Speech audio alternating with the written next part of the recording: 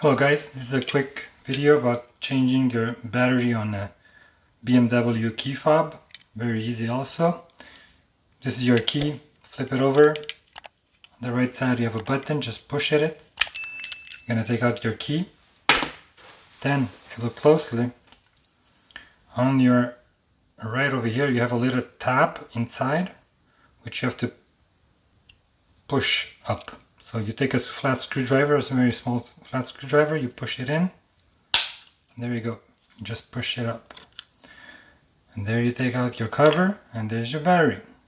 So it's a CR2050 from Energizer. You can put any CR2050 battery, 3 volts battery. So that's it. Then when you pull up, make sure you put this tab over here inside when you put it back in. Put it like that, you push it. There you go. And then you put back your key inside. That's it. Enjoy.